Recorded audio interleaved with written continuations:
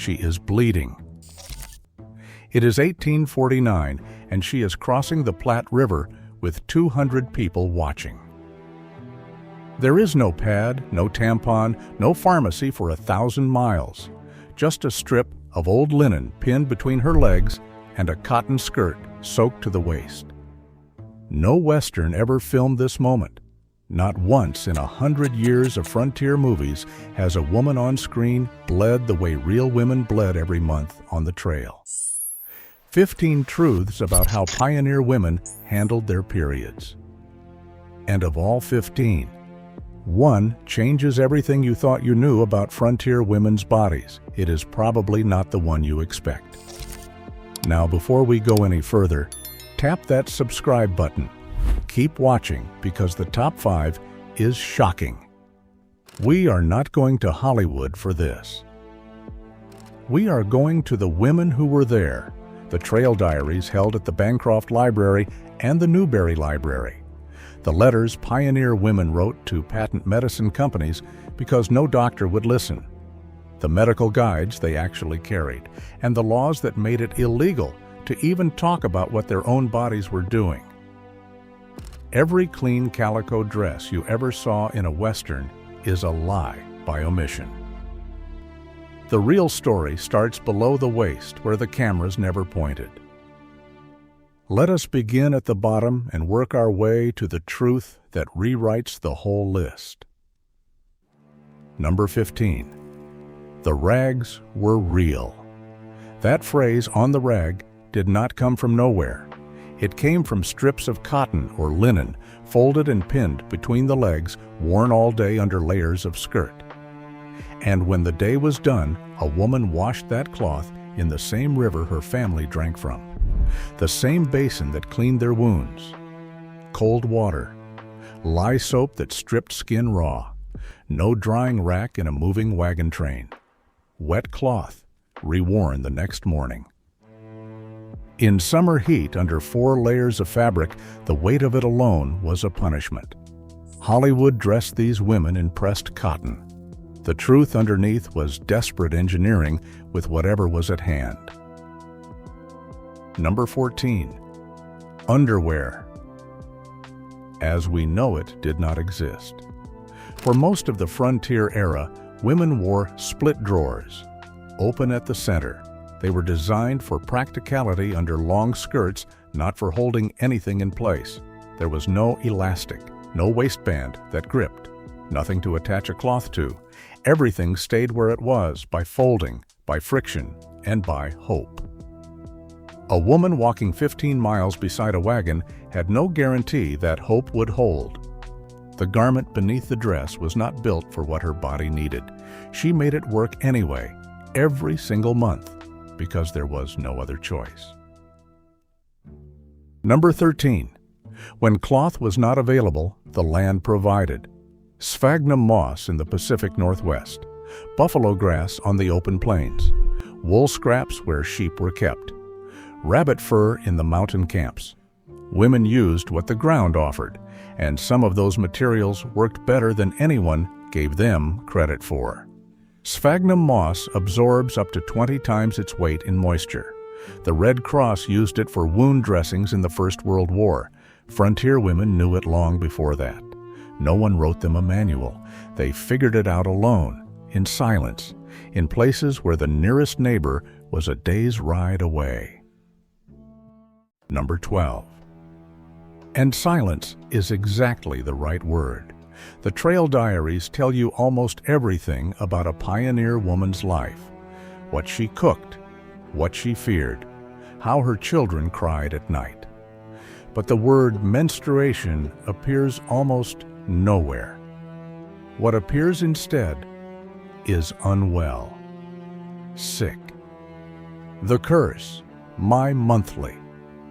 Some diaries run for years without a single reference. That absence is not an accident. It is the record itself.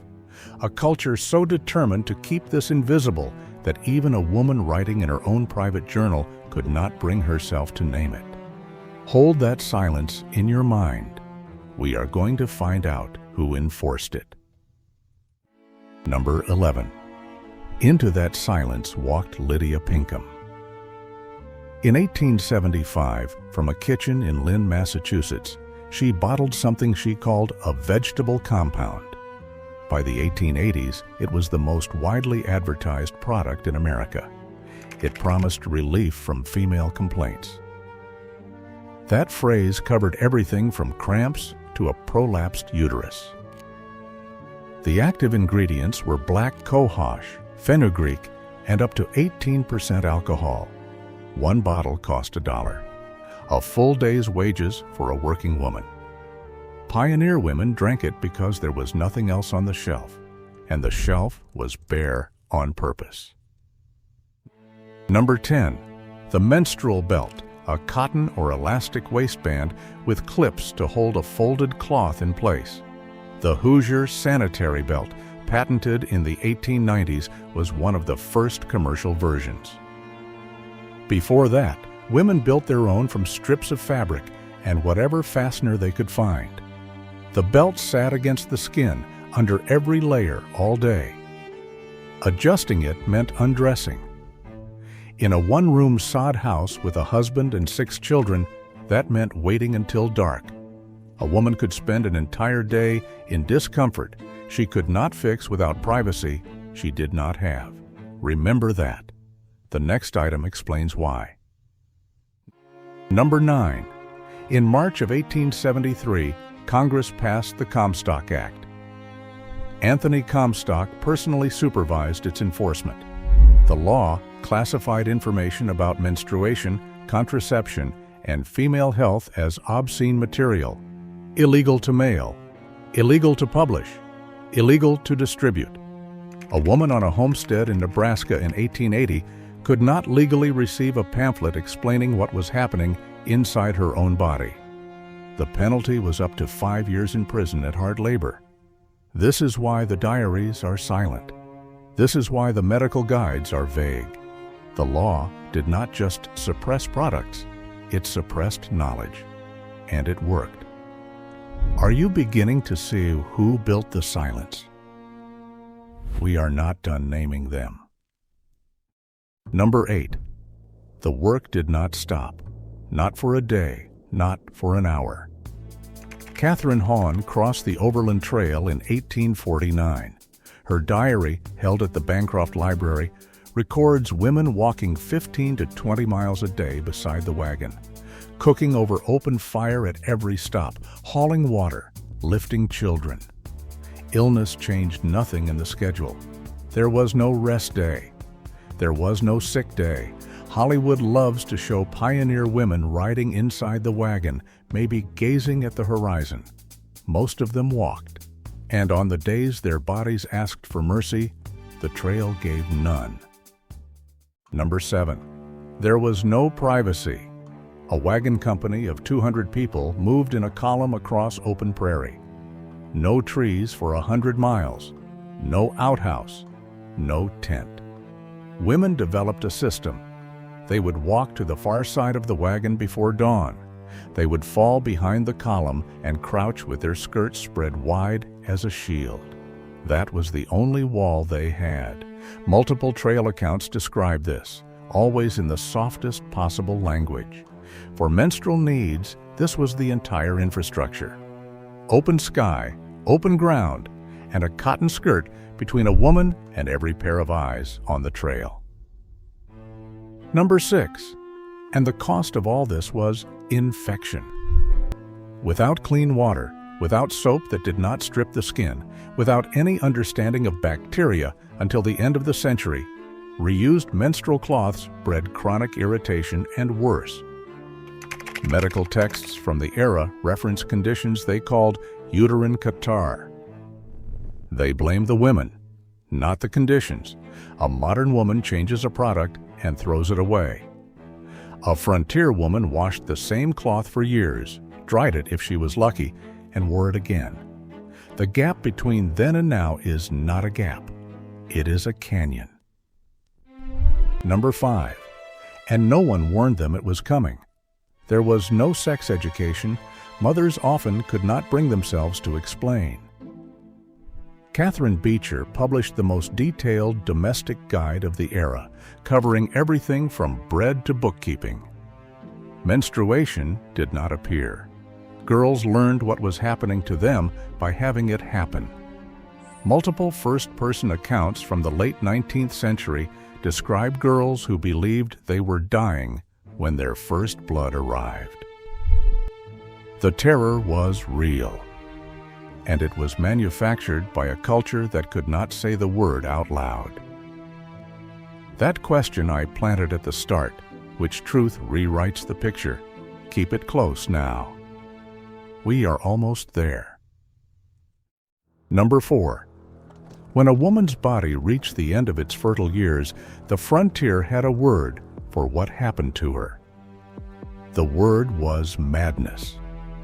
Medical literature of the era classified every symptom of menopause under hysteria or nervous collapse.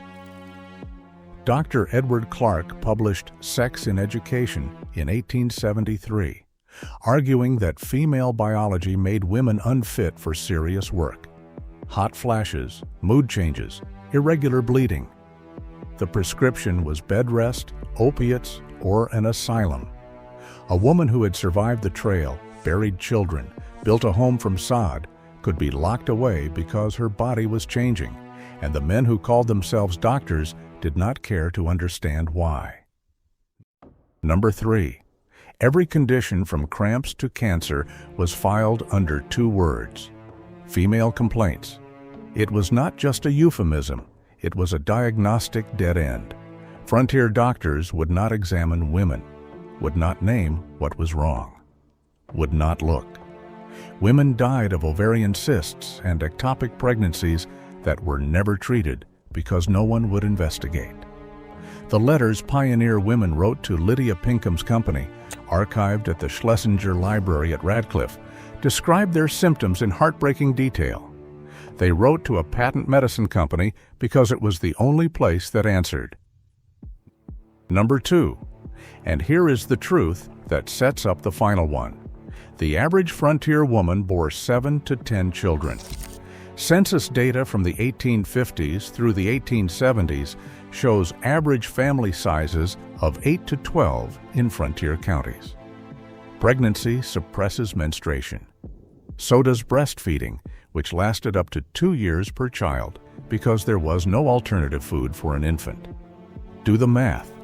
A woman who married at 18 and bore 10 children spent the majority of her fertile life either pregnant or nursing. The monthly problem on this list was not monthly for her. It happened in the gaps between pregnancies. The body's calendar was not her own. It belonged to the children she carried. Number 1. And now the truth that changes every item you just heard. Most pioneer women's bodies did not work the way a modern woman's body works. Between relentless pregnancy, years of breastfeeding, chronic malnutrition, extreme physical labor, and dangerously low body fat, many frontier women experienced what medicine calls amenorrhea. The absence of menstruation, not for a month, for years at a stretch. A modern woman will menstruate roughly 450 times in her life. A frontier woman who bore 10 children may have menstruated fewer than 50 times in hers. The difference is not small. It is an order of magnitude. Every other item on this list is real. The rags, the belts, the silence, the shame. But the biggest truth is that for many of these women, the problem came far less often than we imagine. And the reason it did not is the most brutal truth of all. Their bodies were under such relentless strain that menstruation was a luxury their biology could not afford. So why has no movie ever shown this? Why has no prestige television drama, no Western, not even a documentary put this on screen? Because the people who shaped the story decided it was too honest to tell. The Victorian publishing industry made the topic unprintable. Anthony Comstock made the knowledge illegal. Hollywood dressed pioneer women in clean calico and pretended biology stopped at the waistline.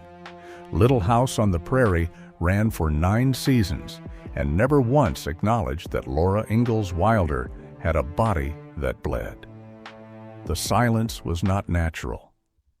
It was built, layer by layer, law by law, scene by scene, by people who decided that half the human experience was too ugly for the frame. Here is where I stand. The biggest truth on this list is not any single hardship. It is that frontier women lived in bodies that operated under rules a modern woman would barely recognize. And every institution that could have told that story, medicine, law, publishing, Hollywood, chose silence instead. Those women carried this alone. They carried it in open prairie with no walls. They carried it through 20 pregnancies and a dozen graves. They carried it without a word, because the world around them made sure there was no word to use. Today, a woman walks into a drugstore and chooses from a wall of products that fill an entire aisle. Not one of those products existed when her great-grandmother crossed the Platte River with wet cloth pinned between her legs and 200 people watching. We owe those women more than a clean dress and a sunset. We owe them the truth. And the truth is, they handled it. In silence, in pain, in conditions we cannot imagine, they handled it. And nobody said a word for 150 years. Which truth hit you hardest? Tell me below. And if you want another story, the movie Scrub Clean, the next one, is waiting for you right now.